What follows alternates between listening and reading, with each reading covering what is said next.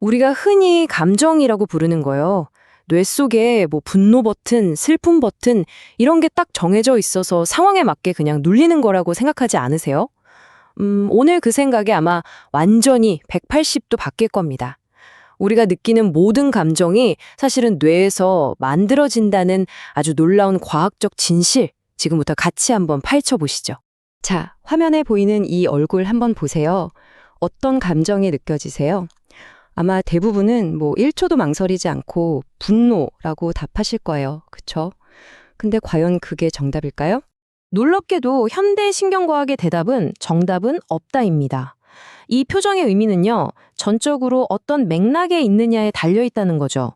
이게 정말 화난 걸 수도 있지만 엄청난 결의를 다지는 순간일 수도 있고 아니면 뭐 운동선수가 극한의 노력을 하는 표정일 수도 있는 거예요.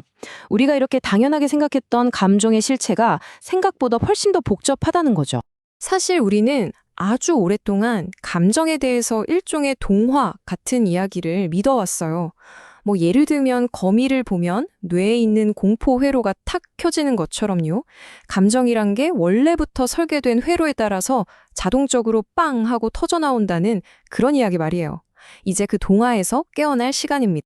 우리가 굳게 믿어왔던 그 동화를 과학계에서는 고전적 견해라고 부릅니다. 우리 마음속에 너무나 깊이 자리 잡고 있어서 거의 진실처럼 여겨지는 이 거대한 감정 신화. 그게 정확히 뭔지 먼저 그 실체부터 한번 들여다보겠습니다. 자, 이 표를 보면 차이가 정말 극명하게 드러나죠. 왼쪽이 우리가 흔히 알던 고전적 견해예요. 감정은 뭐 태어날 때부터 있고 외부 자극이 오면 자동으로 튀어나오는 반응이라는 거죠. 뇌에 딱 정해진 회로가 있어서요. 그러니까 우리는 그냥 감정을 겪는 수동적인 존재에 불과하다는 거예요. 근데 오른쪽에 보세요. 구성된 감정 이론은 이걸 완전히 뒤집어 버립니다. 감정은 학습되는 거고 뇌가 미리 예측하는 거고 무엇보다 중요한 건 우리가 그 감정을 능동적으로 만들어내는 설계자가 된다는 겁니다. 엄청난 차이죠? 지난 수십 년 동안 과학자들이 fMRI 같은 진짜 최첨단 장비들을 다 동원해서 뇌 속에서 분노의 지문이라던가 공포의 지문 같은 걸 찾아내려고 엄청나게 애를 썼어요. 결과가 어땠을까요? 놀랍게도 아무것도 발견하지 못했습니다.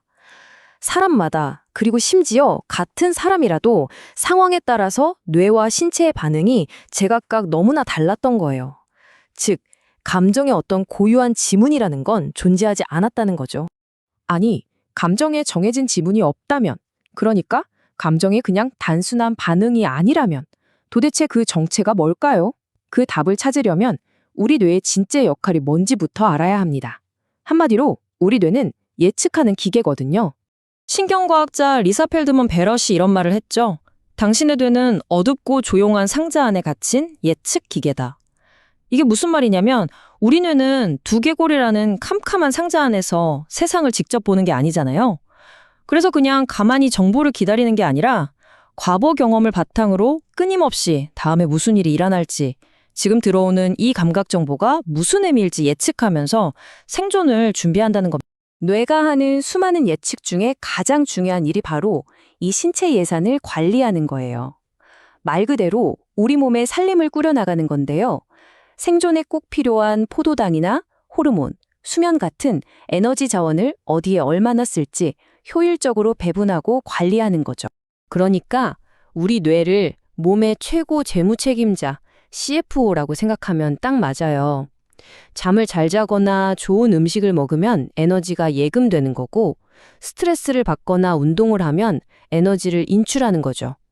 뇌는 계속해서 이 예산의 균형을 맞추려고 애쓰고 있습니다. 우리가 평소에 그냥 막연하게 기분 좋다 아니면 좀 찝찝한데? 하고 느끼는 거 있죠? 전문 용어로는 정동이라고 하는데요. 바로 이 느낌이 우리 신체 예산의 현재 잔고를 알려주는 일종의 요약 보고서인 셈이에요. 예산이 넉넉하면 기분이 유쾌하고 바닥나면 불쾌하게 느껴지는 거죠. 아주 간단하죠? 자, 그럼 뇌는 어떻게 이렇게 단순하고 막연한 좋고 나쁨의 느낌을 우리가 슬픔, 기쁨, 분노라고 부르는 아주 구체적이고 풍부한 감정으로 만들어내는 걸까요? 그 비밀스러운 구성 과정을 한번 살펴보겠습니다. 감정은 마치 요리 레시피처럼 이 네 가지 핵심 재료로 만들어집니다. 첫째, 심장이 뛰거나 배가 살살 아픈 것처럼 내 몸에서 오는 감각 신호. 둘째, 우리가 살면서 배운 슬픔, 억울함 같은 감정 단어와 개념. 셋째, 지금 내가 처한 사회적인 상황. 그리고 마지막으로 과거에 겪었던 비슷한 경험들. 이 네 가지가 버무려져서 하나의 감정이 짠 하고 구성되는 거예요. 바로 이 지점에서 감정은 사회적 실제다라는 말이 나옵니다. 이게 무슨 뜻이냐면 감정은 뇌세포처럼 물리적으로 딱 존재하는 게 아니라 돈이랑 비슷하다는 거예요. 여러분, 종이 지폐 자체는 그냥 종이잖아요. 근데 우리가 거기에 가치가 있다고 다 같이 합의했기 때문에 힘을 갖는 거죠. 감정도 마찬가지예요. 어떤 특정한 신체 반응과 상황의 조합을 우리가 분노라고 부르기로 약속하고 공유하기 때문에 분노라는 감정이 실제로 존재하게 된다는 겁니다. 감정이 사회적인 합의의 결과물이라면 그 합의를 가능하게 하는 가장 중요한 도구가 뭘까요? 네, 바로 언어입니다. 지금부터는 우리가 쓰는 단어가 어떻게 단순한 느낌 덩어리를 정교한 감정으로 빚어내는 마치 연금술과 같은 일을 하는지 알아보겠습니다. 여기서 감정 입자도라는 아주 중요한 개념이 등장합니다. 이게 뭐냐면 감정을 그냥 좋다, 나쁘다 이렇게 뭉뚱그려서 표현하는 게 아니라 황홀하다, 울적하다, 서운하다, 후련하다처럼 아주 세밀하고 정교하게 구분해내는 능력을 말해요. 이게 알고 보면 감정적 웰빙을 위한 일종의 초능력 같은 겁니다. 새로운 감정 단어를 배운다는 건요, 우리 뇌에 새로운 쿠키틀을 하나씩 더 쥐어주는 것과 같아요. 이 틀이 없으면 우리 몸에서 올라오는 여러 감각들은 그냥 형태 없는 모호한 반죽 덩어리에 불과하거든요. 하지만 서운함, 억울함, 뿌듯함 같은 다양한 모양의 쿠키틀이 생기면 뇌는 비로소 그 감각들을 구체적인 감정으로 딱딱 찍어낼 수 있게 되는 거죠. 와, 근데 그 효과가 정말 어마어마합니다. 보세요. 자기 감정을 세밀하게 구분할 줄 아는 사람들, 그러니까 감정 입자도가 높은 사람들은요, 그렇지 않은 사람들보다 감정 조절 능력이 무려 30%나 더 높았대요. 이게 뭘 의미하냐면 결과적으로 병원도 덜 가게 되고 약물에 의존하는 경향도 줄어든다는 거죠. 전반적인 건강 자체가 좋아지는 거예요. 단지 말을 더 잘하는 것뿐인데 말이죠. 자, 이 모든 놀라운 과학적 사실이 우리에게 뭘 말해줄까요? 바로 새로운 가능성입니다. 우리가 더 이상 감정의 속수무책으로 휘둘리는 존재가 아니라 직접 감정의 설계자가 될 수 있다는 거죠. 지금부터 여러분의 감정을 좀 더 의도적으로 만들어갈 수 있는 아주 실용적인 방법 4가지를 알려드릴게요.